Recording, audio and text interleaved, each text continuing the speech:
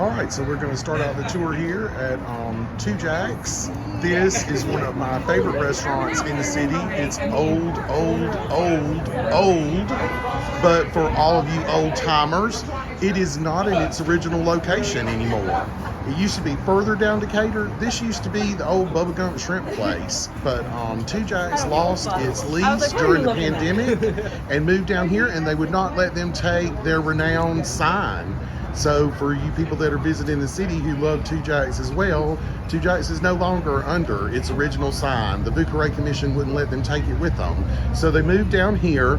This is the best place in the city to get a hurricane. They make wonderful ones, and they are made with passion fruit juice when they can get it. And hurricane is a layered cocktail. It is not the thing that they sell at Pat O'Brien's. So Pat O'Brien's is not the place to go for hurricanes, y'all. That's the stuff you can get in the pouch with regular old rum. Hurricane should be a layered cocktail like the Tequila Sunrise, and it should be made with quality fruit juices and the highest octane liquor you can lay your hands on. It's what we called Hunch Punch in college. So that's that. Two Jacks is also the home of the grasshopper. They invented the grasshopper in the 50s. Created it and took it to a cocktail contest in New York and won. And so if you are a fan of after dinner drinks, they make amazing grasshoppers. They created them. And they also make wonderful brandy Alexanders. And probably anything else there that you'd like to hit up.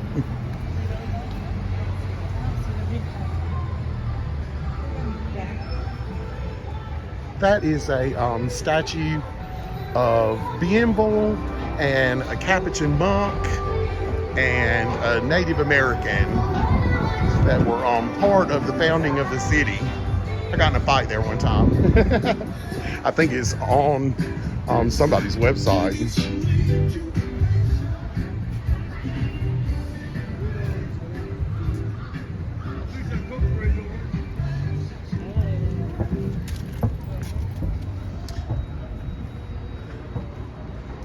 So for those of you who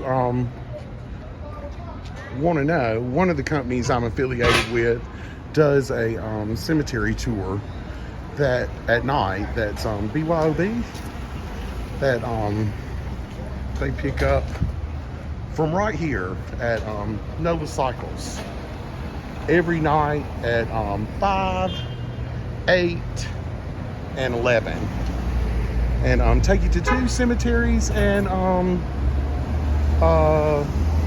stop for beignets in the middle. So we are walking up Conti Street, and we are about to hit Charters, and then we are going to talk about the Napoleon House. So New Orleans was founded in 1718. It's over 300 years old. And so a ton of history here, and no shortage of things to do and explore. Lots of traffic, y'all. And like I said before, you do not just sashay out into the streets here, or you will get hit and dragged. And not in a good way. So now we are on Charter Street. Charter Street goes all the way down and used to go across Jackson Square and connect on the other side. You used to could step off the cathedral steps and straight into the street, and St. Anne was a real street, and St. Peter's was a real street. So once upon a time, Jackson Square was a real square bounded on all sides by streets and sidewalks. That's the old Paul Prudhomme restaurant that is no longer in business. It went out of business during the pandemic. So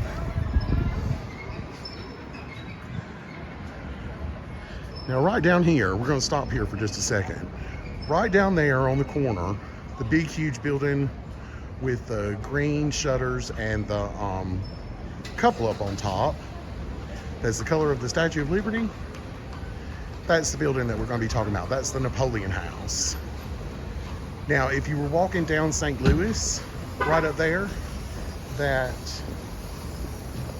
goes down to the river, you would see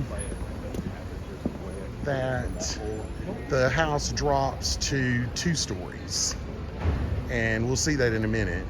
But that portion of the house was built by the guy's brother that builds the showpiece on the corner. The showpiece on the corner was built by our first elected mayor, Mayor Girard. And he lived in the house for a few years. And then he decided that he was going to donate it to Napoleon, who was being held in captivity on St. Helena off the North African coast by a British general by the name of Duke Wellington. Duke Wellington had already defeated him previously and had taken him to the island of Elba, but he managed to escape and reform his troops and came back with a vengeance. And Duke Wellington finally definitively defeated him at the Battle of Waterloo and took him to St. Helena. That's a very isolated place, in hopes that people would not be able to get to him again. Now, you might be saying, well, now, if he's being held by a British soldier, by a British, army on an isolated island, how's he going to take advantage of the refuge? I want you to look at the building that's across the street from the Napoleon House that's closest to us. The ground floor of that building was Pierre Maspero's slave exchange. And Pierre is Jean Lafitte's brother, the famous pirates. Now, the slave exchange is run by them, and all of the slaves were held on the other side of the river on Algiers Point. And when it was time for them to be auctioned, they would be ferried across the river and held in the bottom floor of that building and prepared until it was time for them to be auctioned. There were over 58 slave auction houses in the city of New Orleans, and this was the clearinghouse for them all. So you came through that building if you were a slave. Now, if you were not being auctioned off, in that building over there on the corner is the Omni Royal Orleans Hotel. But that is where the famous St. Louis Hotel sat with its infamous terracotta rotunda. And they held slave auctions in the middle of the hotel. So if you weren't being auctioned off there, you were found out to the other 57 slave auction houses that existed across the city, from the Marigny all the way into the Garden District. Now, the second floor of that building is where the pirates hung out, because the pirates are dealing in illegal slavery. So they're bringing in slaves still directly from Africa. What happened at this point in history, the international slave trade has been abolished, but the United States decided to pull inside of its own borders and start creating its slave population domestically. So domestic slaves were more expensive than slaves that are still coming directly from Africa and out of the Caribbean. So the pirates have to be literally on top of that situation in order to know when they can slip in these illegal slaves amongst the domestic slaves. So if they can oversee that kind of mean activity, that kind of circus, then they are definitely mean enough to skedaddle over to St. Helena and snatch Napoleon and bring him back over here and let him take a crack at the new world, since he hadn't done such a great job with the old one. But before they could get there, Duke Wellington got word of the rumor and poisoned him with arsenic. So he never arrived. And so what Mayor Girard had done is he hired the pirates. The pirates were going to go over there and snatch him. But they were too late, because somebody got word of it and they offed him with arsenic. Now, people were fanatical about Napoleon, and so they did 4 death masks of him. One of them is on permanent exhibit at the Cabildo, and when they pulled one of them off, it ripped some hair out, and somebody kept it as a memento. It wound up in a museum, blah blah blah. People were fighting over whether it was Napoleon's hair or not. And when technology caught up, people said, well, we can never prove that it's Napoleon's hair. But we can move the needle in that direction now, because if they poisoned him with arsenic, like everybody says, then it'll be chock. His hair will be chock full of arsenic. And so they tested it. Sure enough, it was full of arsenic. And then the British had originally said that he died with stomach cancer, but when they said that the hair was full of arsenic, they came back with it must have been the wallpaper in the room. So even during modern times, the British are still not going to admit that they murdered Napoleon. So that is the second stop on our cocktail tour.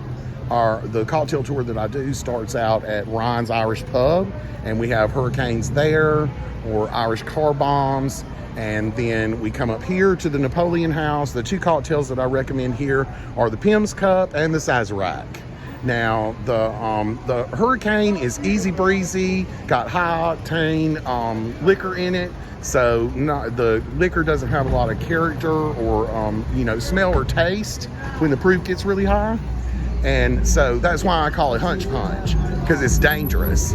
It's fruity, it's sweet, the liquor's not offensive, it goes down easy, and so it can be disastrous if you start hammering them.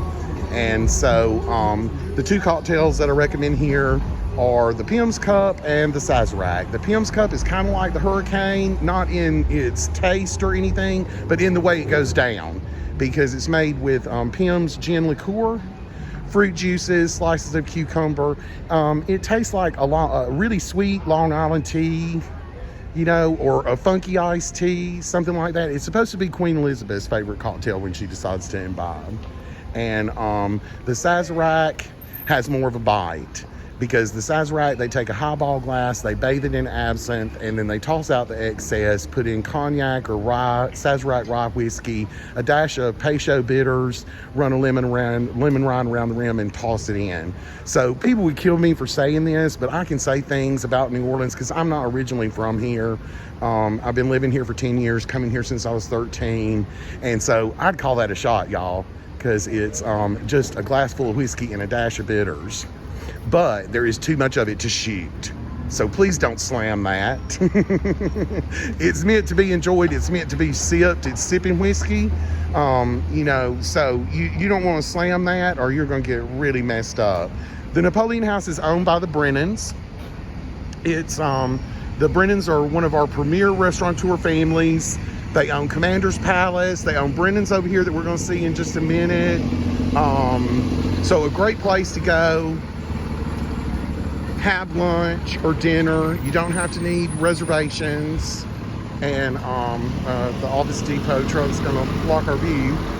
But if you go there, make sure that you ask if you can go upstairs, because downstairs, this is one of the oldest intersections in New Orleans, and so downstairs they leave it as old looking as possible to give you that ambiance. But the second floor is where Brennan's does all of its banquets and receptions. So it's polished like a new penny, like they're expecting Napoleon tomorrow afternoon.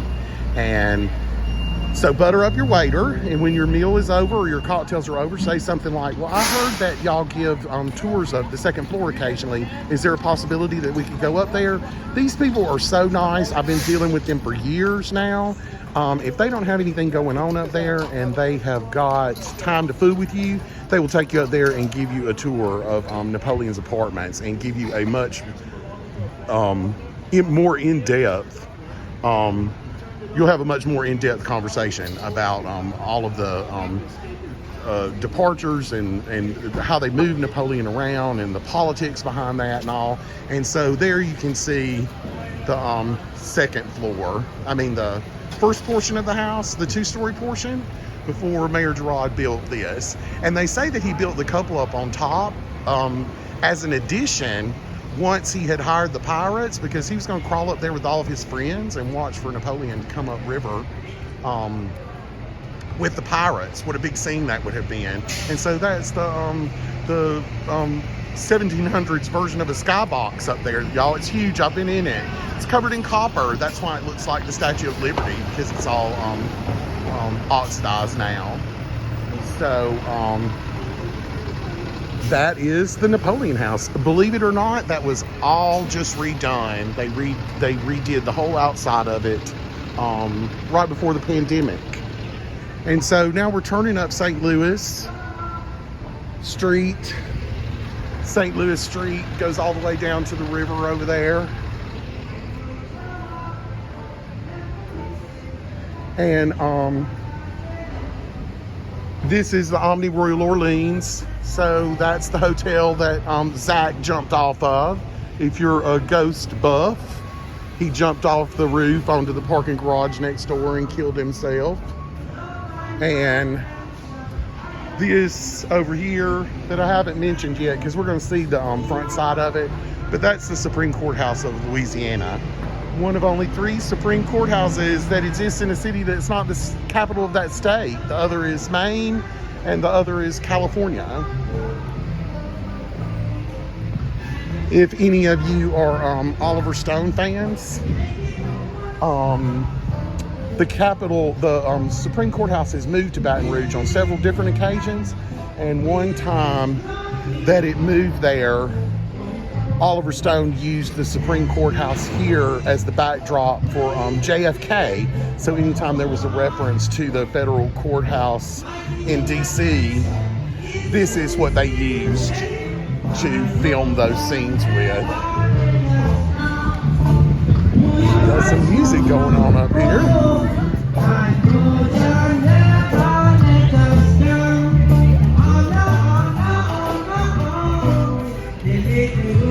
It's one of the reasons that I love New Orleans, because nowhere else in the world could you live and just on an average day while you're walking to work. Like, nothing's going on here now, y'all. It's like after Mardi Gras. This is dead for New Orleans. But that's the front side of the courthouse. It's a Beaux-Arts building. It was built in the early 20s. And believe it or not, it is drenched inside in Tiffany's stained glass windows and chandeliers. So that's kind of the Nouveau period. Now, this is Brennan's over here. Brennan's is the place that invented Bananas Foster. So the way that happened, Mr. Brennan owned the old Absinthe House that we're going to go explore on another video on Bourbon Street. It's still there. And that is across the street from Arnaud's, another one of our legendary restaurants. A place that's known for French 75s. And so he had always wanted to own his own restaurant. And when he would see the Count out and about, Count Arnaud, he would run out there and try to strike up a conversation with him and pick his brain, for tips of the trade. So that when he got brave enough to open up his own restaurant, he would have some idea of what he was doing and would have information from one of the best restaurateurs in the city. Well, they said that the Count was notoriously snobby, and so when Napoleon brought it up, not when Napoleon brought it up, when Mr. Brennan brought it up, he would say something like, well, you needn't bother because everybody knows that the Irish's culinary talents begin and end with being able to boil potatoes, and he would stash away. And so he kept that up until he made Mr. Brennan so mad that Mr. Brennan just ran back across the street and got some money out of the register and gave it to one of the bartenders and told the bartender to go to the grocery store and get some stuff for sandwiches. He started serving sandwiches at the bar. Before you know it, they're serving lunch. Before you know it, they're serving lunch and dinner. Before you know it, they're a bar with a restaurant. And before you know it, they're a restaurant with a bar. They moved over here in the early 50s and opened this place. And Mr. Brennan had a brother-in-law that was owned a produce business. And so he was constantly dumping surplus produce on the restaurant at a discount, but Mr. Brennan's watching a bunch of it go to waste, and he knows that his brother-in-law's breaking one off in him, but he's trying to keep the peace, so he bites his lip until the brother-in-law dumps a load of bananas. And the story goes that Mr. Brennan stormed into the kitchen and told everybody in there that he challenged them to come up with a dramatic dessert that was unforgettable, that people wouldn't shut up talking about, that he could use as publicity for the new restaurant. And before he left, he told them that he didn't want one banana to spoil. So they put their heads together and came up with a banana-based flambe served tableside, and that becomes known as Bananas Foster. I think it was named after his sheriff friend, and nobody really knows why or what the story is behind that. I have not been able to figure it out.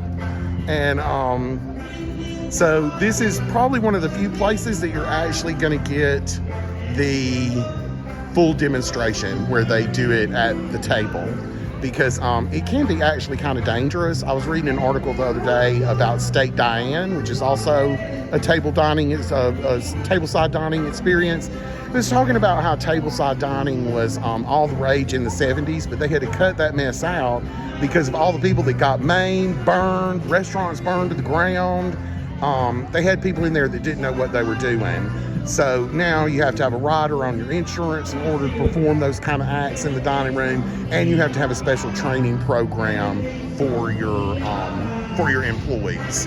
And so you'll see it on restaurant menus all over the city, but this is one of the few places that you can actually see the demonstration. So they serve Steak Diane. So if you order Steak Diane and Bananas Foster, then you'll have your waiter at your table through the entire meal, entertaining you, cooking your entree and your dessert. The building was built by Edgar Degas' great-great-grandfather, and Edgar was the only French Impressionist to visit America, but that was before he was famous, or before the French Impressionist movement. He visited here because he had relatives, and then he went back to France and got famous in the Impressionist movement. It is also where General Jackson lived. It was his private residence when he was in town. And so General Jackson didn't have to go far, because that second floor over there that I showed you next to the Napoleon House is where General Jackson strategized the last battle of the War of 1812 of New Orleans. And so he didn't have to walk very far because the Supreme Courthouse wasn't even there at that time. And so now, right here, we've got the Antique Gun and Sword store right here. This is like two doors down from Brennan's. This was Mr. Peychaud's shop, the inventor of Peychaud's bitters. And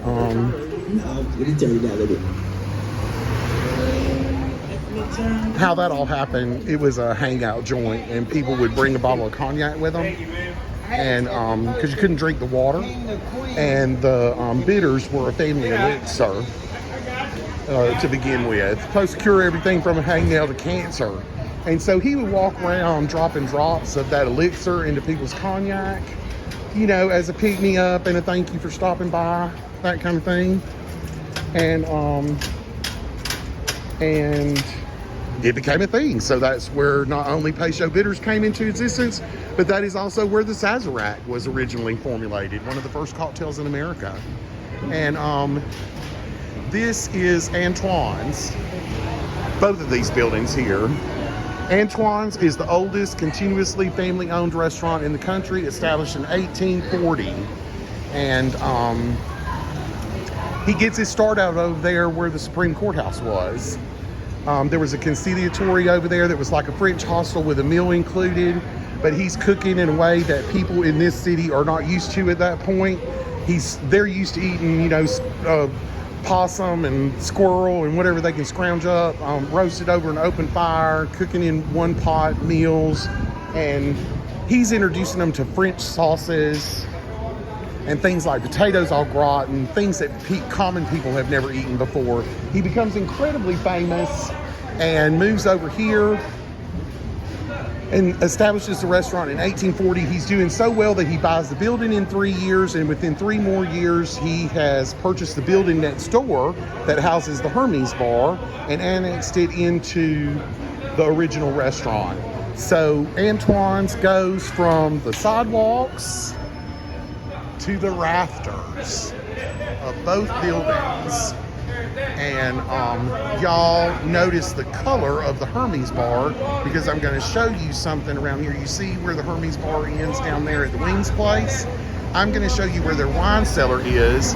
Up here around this corner, their wine cellar, you can look into it from Royal Street, and it stretches all the way to the Wings place. So it has 19 dining rooms, 19 private dining rooms, and one of the most famous is called the Last Room, and it's a 2-top private dining room. And the reason it's called the Last Room is because that's the one everybody wants to propose in. So it's either the last room for those people that they were single or not, because she either said yes or no by the time you left. And I like to tell people, if she said no, then she's not going to say yes. If she said no in the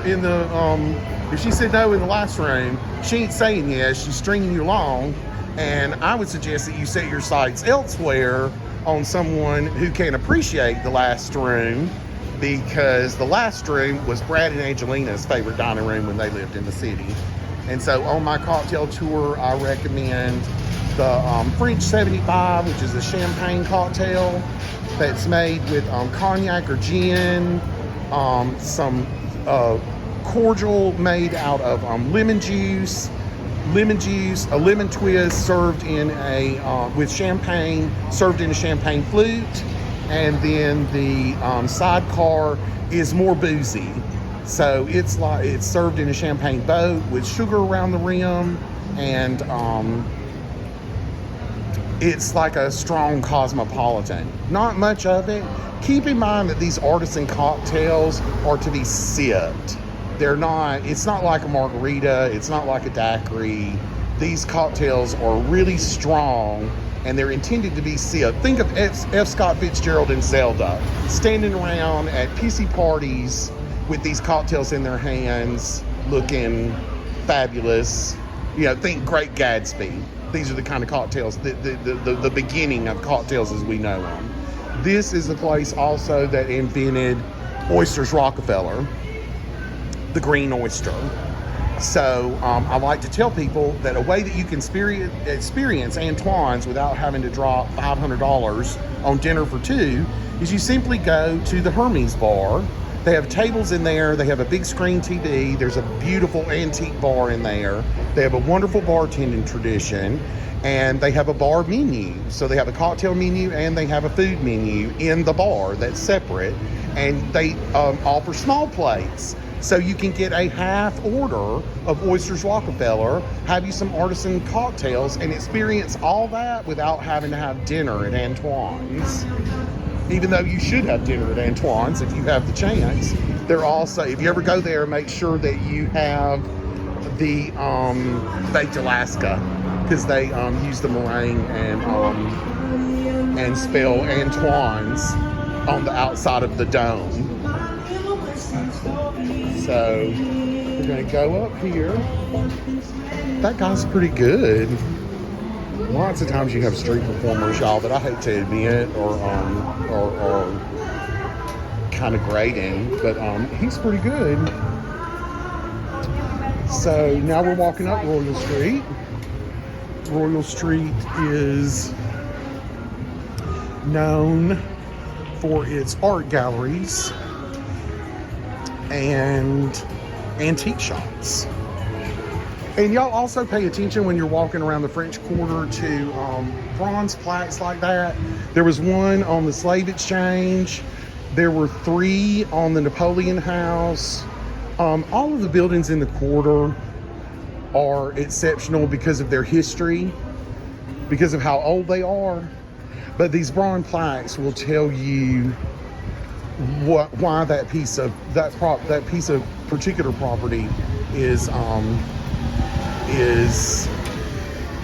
worth mentioning, because something happened there in addition to it being old. So if you'd read the one on the Slave Exchange, it would have told you about all of that in a Reader's Digest version. And the ones on the Napoleon House would have told you the same. They basically tell you when they were built, who they were built by, and if there was anything significant that took place there. But this is the wine cellar at Antoine's. And I don't know how well y'all can see that, But the wine cellar goes all the way down there to the wings place that I showed y'all earlier. And so now we're gonna walk up Royal Street. Y'all can see that you've got all kinds of little shops that you can take advantage of. Over here you've got one of those Lush places so you can get your bath bombs. You've got the Trashy Diva here that sells dresses and all kinds of stuff. The ladies love this store. We're gonna do, I'm gonna do a shopping excursion with two of my friends for all you ladies. Show you all the places to shop and drink and have lunch, brunch, whatever. So we're gonna go over here and I'm gonna show y'all the Court of Two Sisters. Now, the Court of Two Sisters is one of my favorite places for brunch in the city. So, been there forever and ever and ever. Got a wonderful reputation. The brunch is buffet. The only advice I would give you is if you want more breakfast stuff, make your reservations on the early side of noon. If you want more lunch stuff, on the afternoon side of noon, as either way you can get closer to what it is that you want, because in the middle they start removing all the breakfast stuff and replacing it with lunch stuff. So if you make your brunch reservations for like 12:30, the breakfast stuff is going to vanish on you before you can actually get to the buffet. They also have a great cocktail tradition in there. Two of the things that I recommend there are the Golden Coconut and the Bayou Bash. The Bayou Bash, there was an African-American lady that worked in there for years named Miss Flo for decades. And she created the Bayou Bash. It's a Pirate's Punch that the base is a red wine sangria. And they believe that Miss Flo may have been responsible for the layered cocktail. When you say layered cocktail, you automatically think of the Tequila Sunrise, but the Bayou Bash was in existence before that, and there were people coming from all over the world that were trying to steal her recipe, trying to get jobs as bar backs or bartenders or waiters or whatever, so they could snag her recipe for the Bayou Bash. They also do wonderful mint juleps in there, and French 75s, anything that you might want. The building itself was the Spanish governor's residence when the Spanish were in charge of the city. And there are some gates in that carriageway that are called the Charm Gates that are, the Queen of Spain had them forged and blessed by the Pope and sent over here for the residents. And so they say if when you're on your way into brunch, you touch those gates, they'll bring you good luck.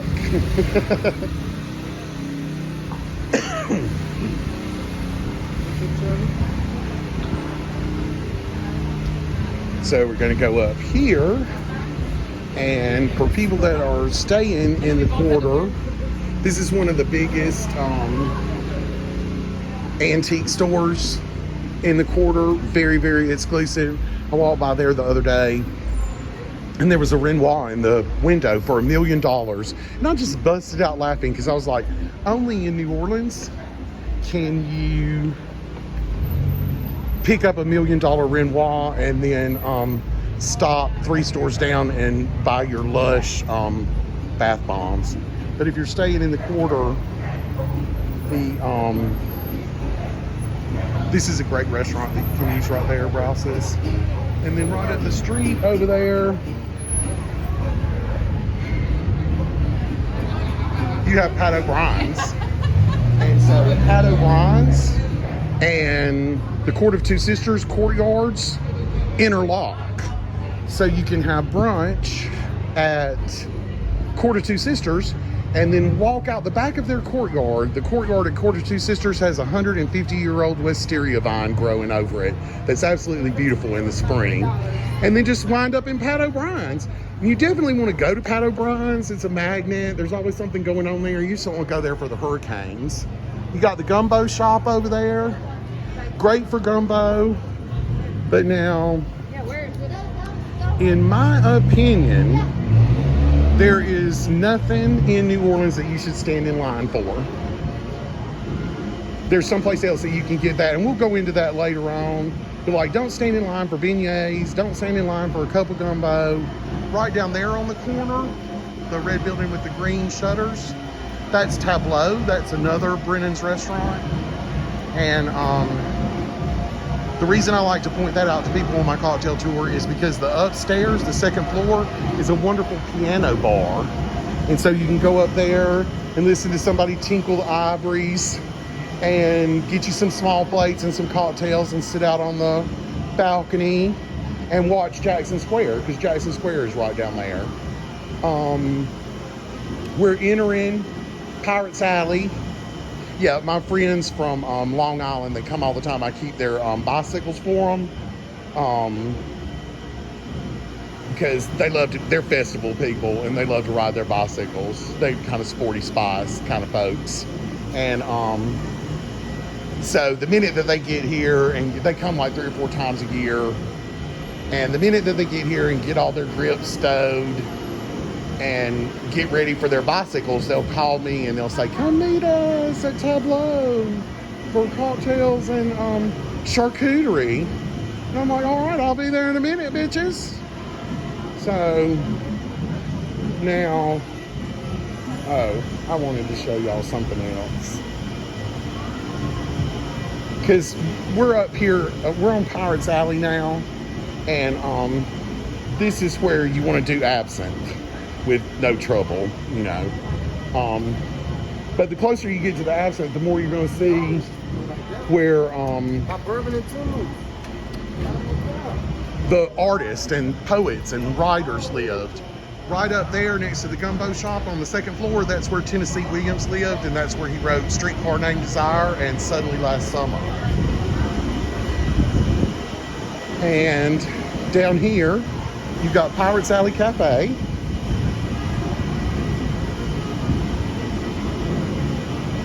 This is the back side of the Cabildo here. So the Cabildo was the Spanish seat of government when it was built.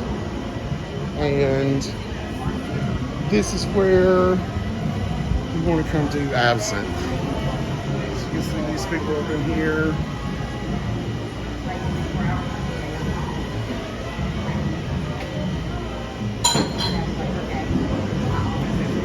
So absinthe is made from wormwood. Supposedly it makes you trip. So this is actually Pirates Alley right here. And so what you'll do is you'll come up here, you'll talk to the guys or the girls, and they will tell you all about the different kinds of absinthe. Then you will pick out the one that you want. Then it has to be diluted. It has stuff in suspension. You don't want that happening in your stomach. So what they do is they put the absinthe in a cordial glass. They put a specially made spoon on top of it, a cube of sugar on top of that. They put it up under that ice water urn and turn on the spigot, dropping a drop of water at a time onto the sugar cube and dissolving it, and falling into the absinthe below and diluting it. And so it turns from clear green to cloudy green. And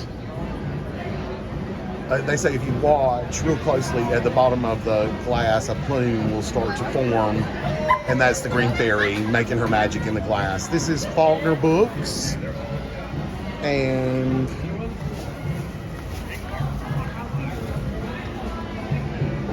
up there on the second floor apartment is where William Faulkner wrote Soldier's Pay.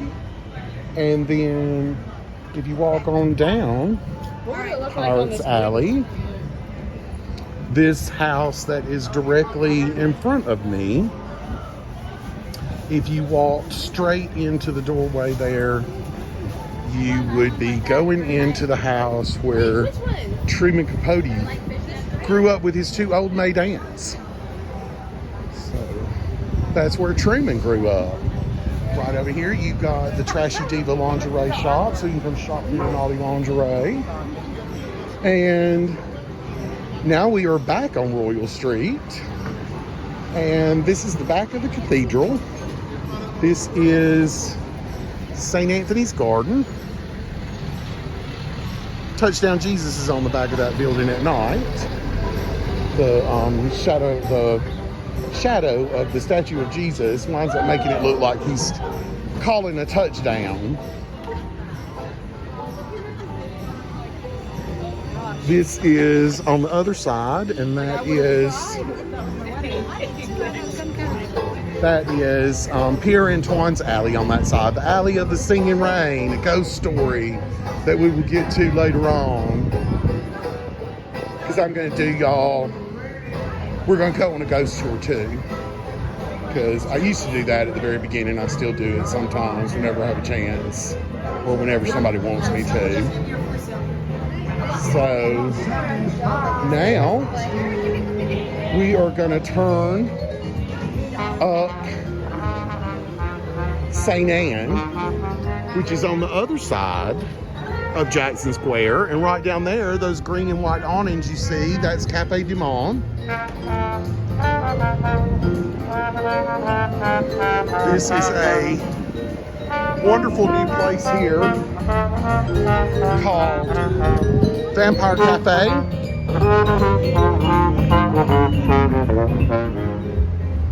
That has not been there for very long.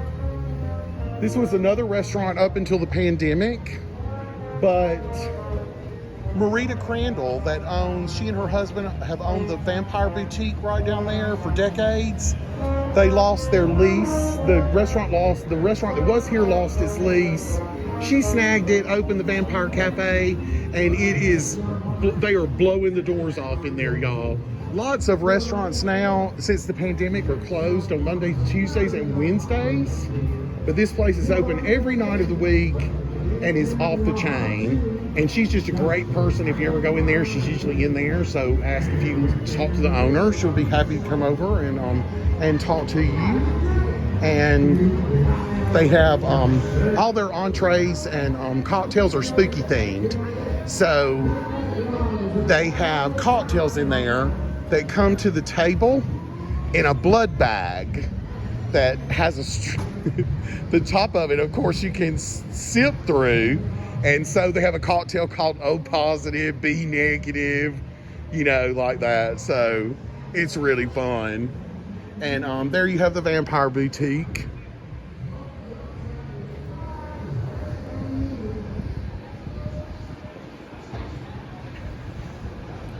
And now we're walking up St. Anne. We're about to hit Bourbon. Oh, and Marita and her husband also own a place called Potions.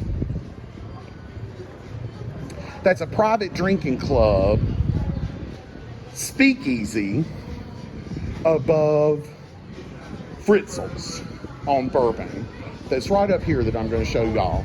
Now, even though it's a private drinking club, if it's slow up there, they'll let you go up there for a cover if they don't have too much going on. So don't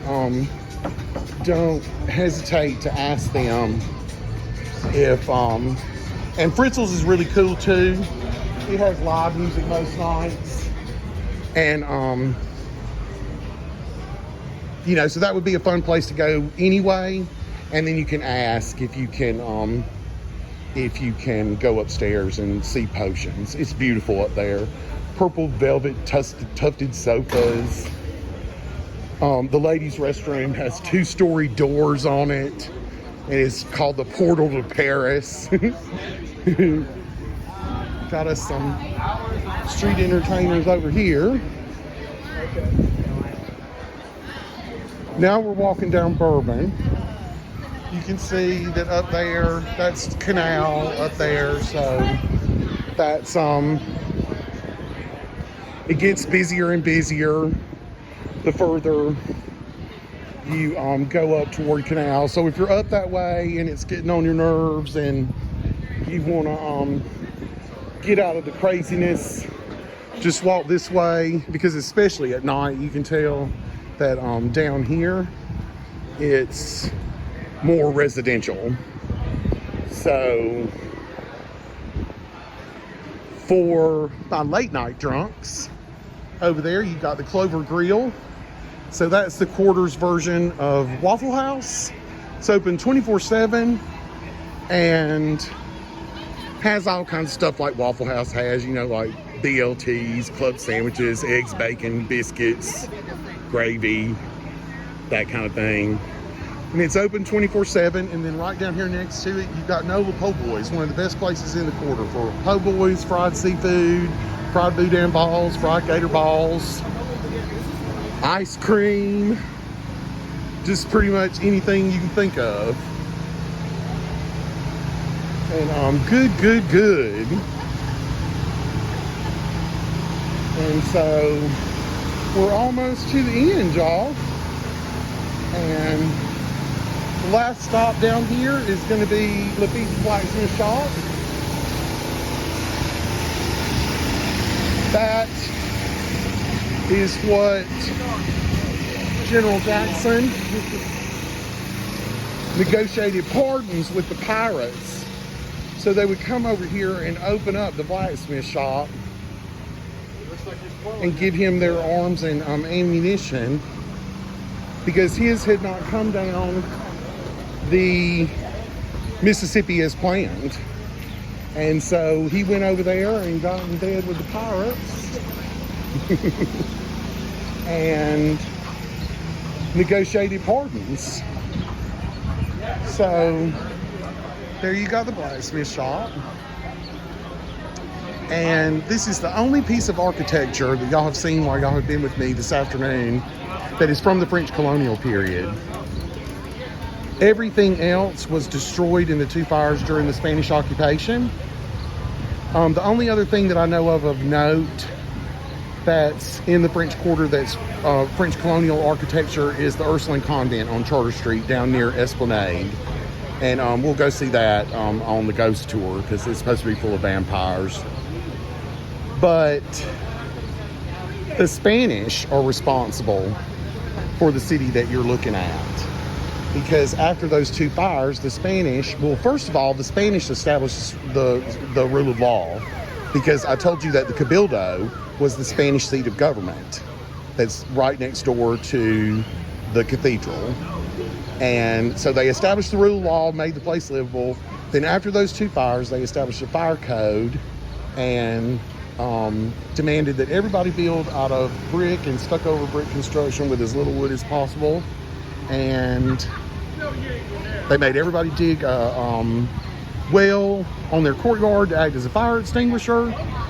And they are the ones who are responsible for the balconies and galleries and courtyards. So everything that you're looking at is Spanish, not French. So you can see these Spanish tiles mounted up everywhere. And how those came into existence, the Spanish ambassador came to visit, and he was here for like a week and nobody ever mentioned Spain. And so his being a diplomat, you know, he kept his mouth shut until he got back home, and he had those tiles made up and sent them to the mayor with a nice little note that I'm going to paraphrase. I'm sure he stated it much more diplomatically. But, you know, since you don't want to talk about Spain or its contribution to the city, I have these made up. Maybe you'll mount them up around the French Quarter, and people can that are interested can find out what Spain's contributions were on their own. So what those tiles are doing is they're telling you the dates of the Spanish occupation from 1762 to 1803. And they're also telling you what things were called during the Spanish occupation. But, you know, most Romance languages are very similar. So in lots of cases, they're almost the same name. You can make it out. And so This is supposed to be one of the oldest bars in America. It hasn't always been a bar, so it can't claim that it's the oldest bar in America, but the building itself is probably one of the oldest buildings in America, because like we were talking about earlier, New Orleans is 300 years old, and this would have been one of the first buildings that ever graced the French Quarter. That's still in existence. And part of what saved it is it had a slate roof. And so the fire went right over it, in addition to the fact that it was a blacksmith shop, so it was fireproofed. It was a forge. So the two cocktails that I recommend here are the Voodoo Daiquiri and the Big Purple Drink with an A instead of an I. And at night over there on the guest house across the street, they splash up a large screen TV, and so you can watch sports and stuff. So this is a huge hangout. There are always tons of people milling about here. You can meet people, drink with folks, and have a good time. They got a courtyard, and so that is the end of the cocktail tour, you guys. And so we're going to go back and explore each one of these places individually and have the cocktails there that I recommended. And then we're even going to incorporate into this channel, I love to cook. I love to cook. And so what we're going to do with the cocktails is we're going to, after we've had them at certain locations, I'm going to do some videos and teach y'all how to make them New Orleans style. So I hope that y'all enjoyed this. I don't know, it's awfully long, but this is under an hour, and the cocktail tour itself, you know, takes 2 hours because everybody has to go in and get their cocktails and all that kind of stuff, and sometimes people are drunk and hard to keep up with. But I hope that y'all enjoy this. I don't really know what I'm going to do with it. I may have to cut it up into pieces. I don't know how any of this works. So y'all be patient with me. It's a learning experience, and we'll see how it goes. Welcome to The Wandering Stranger. Y'all have a good day. Bye.